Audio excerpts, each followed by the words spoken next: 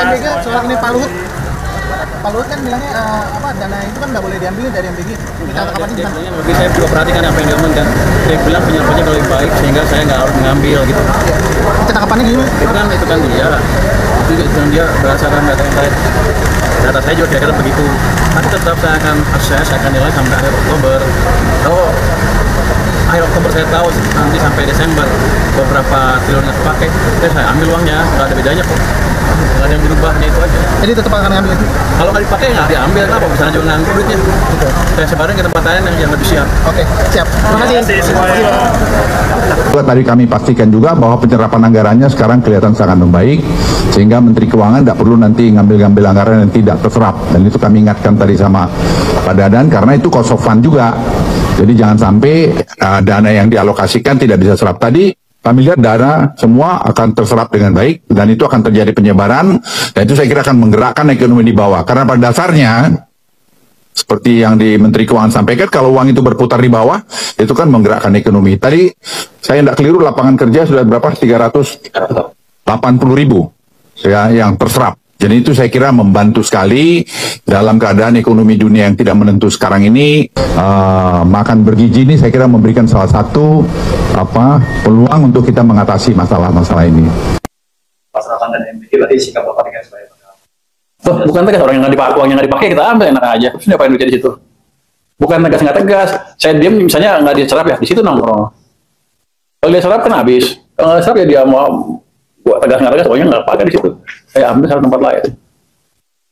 Jadi tergantung mereka.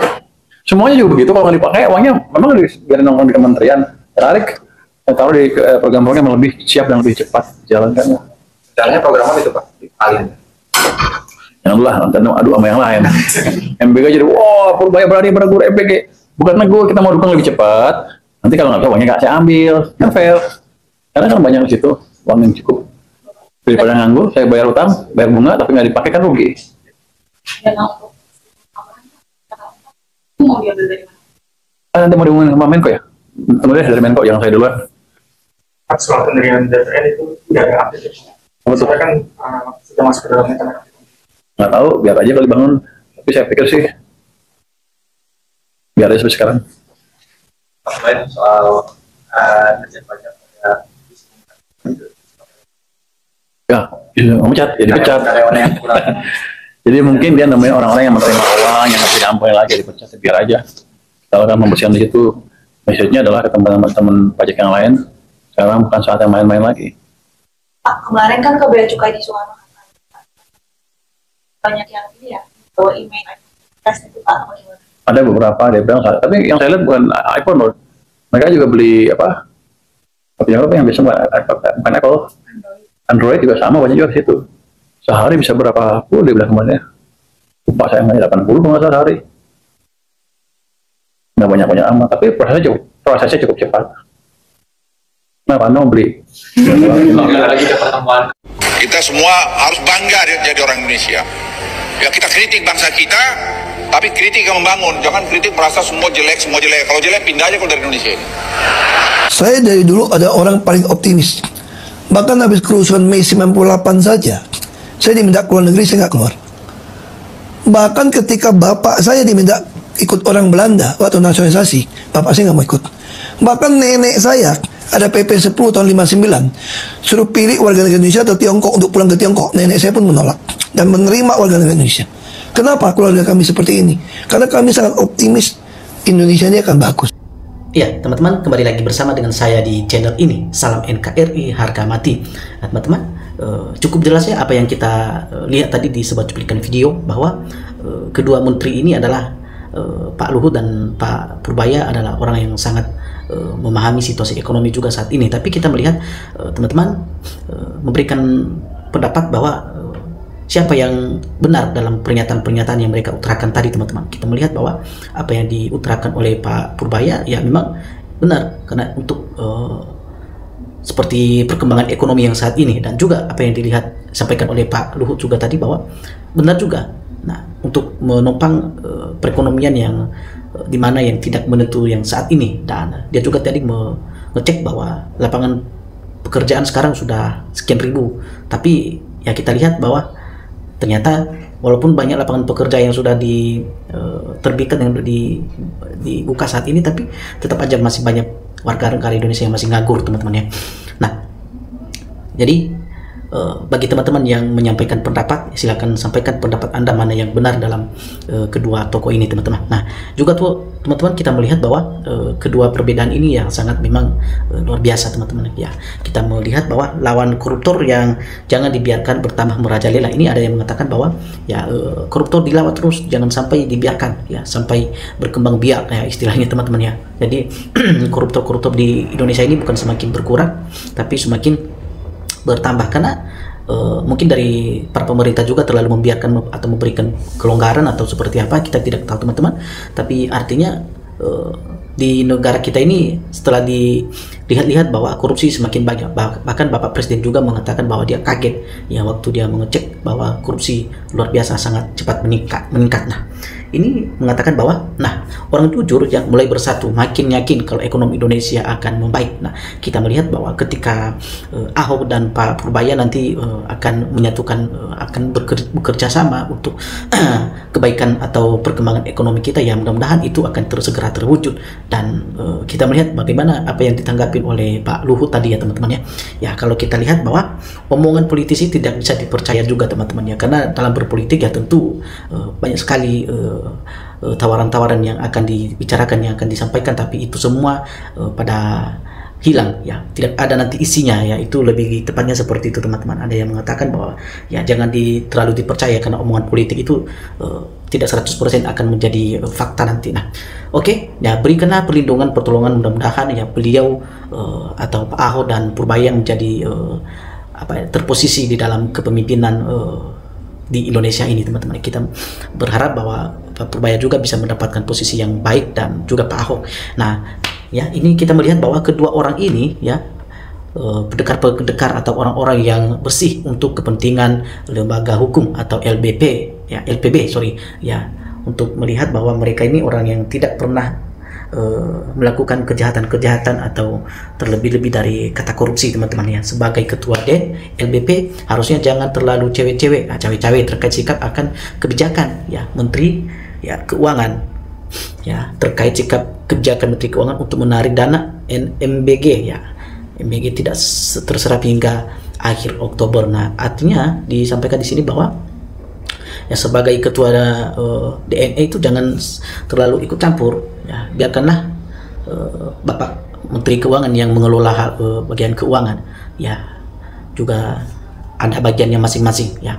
Pak Purbaya juga dan Pak Ahok ya harus bersatu ya untuk bekerja sama dan untuk melawan termasuk para mafia yang korupsi di negara kita ini ya.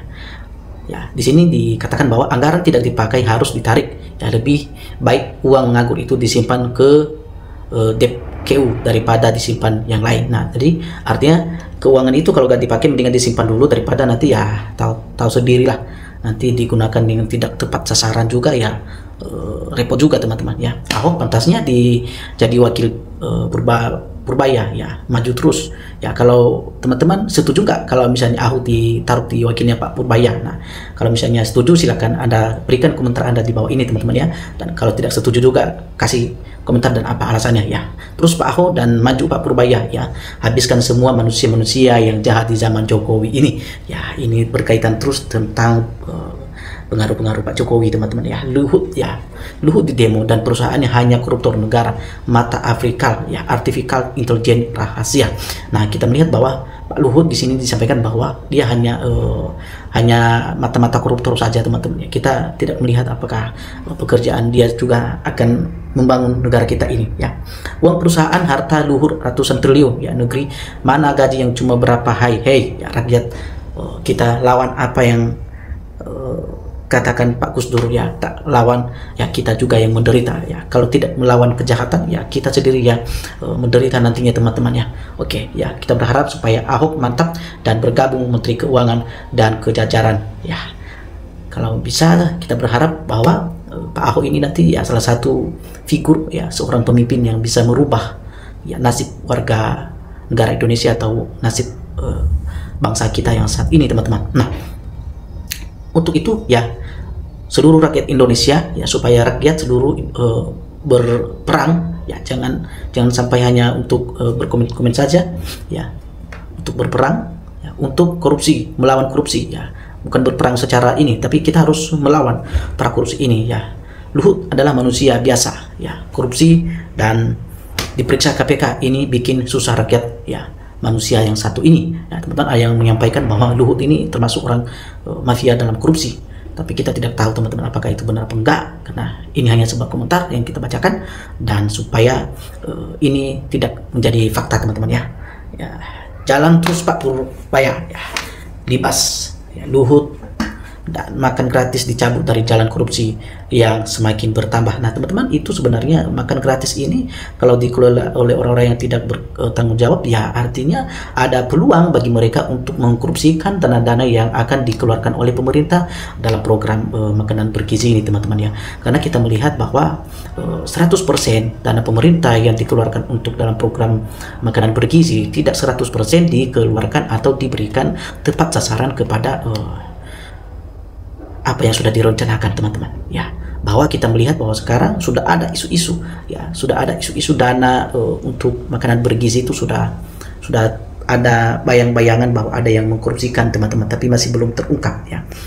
Ya, hati-hati aja nanti, ya, nanti diusir oleh NKRI, ya. Disiplinkan saja itu, ya, dana-dana, ya, Pak, jangan maunya yang ada bertanggung jawab, ya, ditarik saja, Pak, alihkan ke sektor-sektor yang lebih membutuhkan. Nah, ini ada yang mengatakan bahwa Pak, ditarik aja dananya, jangan hiraukan apa yang dikatakan oleh Pak Luhut, ya, kita berikan kepada sektor-sektor yang membutuhkan, yang bisa dana-dana kita itu yang lebih bisa bermanfaat lagi, teman-teman, ya.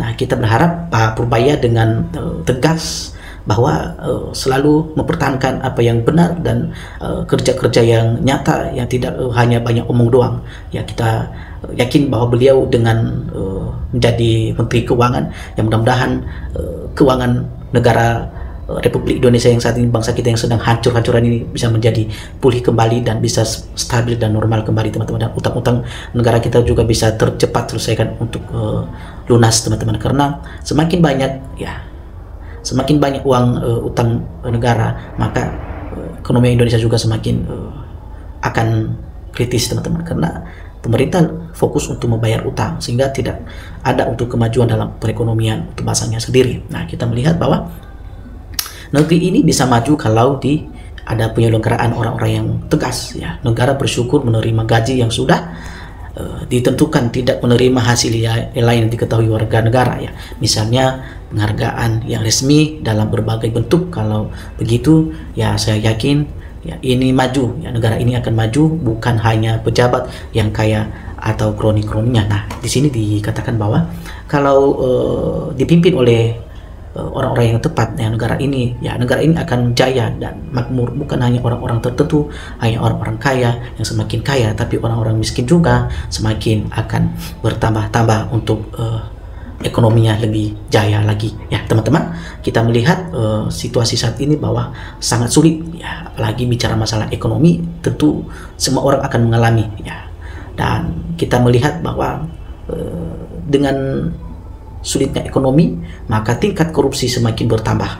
Nah, kita berharap dengan ketegasan Pak Purbaya dengan Pak Ahok juga, mereka berupaya supaya semakin lama para mafia koruptor ini semakin hilang di bumi NKRI ini, teman-teman. Kita berharap supaya bersih, ya, bumi NKRI ini atau negara Republik Indonesia ini bersih dari para mafia koruptor. Nah, oke, teman-teman, jika ada yang ingin menyampaikan pendapat Anda, ya, tentang bagaimana jika Pak Ahok dan Purbaya akan menjadi berpasangan juga nanti, ya, teman-teman, atau ada pendapat-pendapat lain, silakan berikan komentar Anda di dalam video ini, teman-teman. Jangan lewatkan video ini, silakan di subscribe dan dibagikan dan di komen, ya. Nantikan informasi-informasi selanjutnya supaya perkembangan berita yang ada saat ini kita jangan sampai ketinggalan. Oke, teman-teman, sampai ketemu di video selanjutnya. Salam NKRI, harga mati.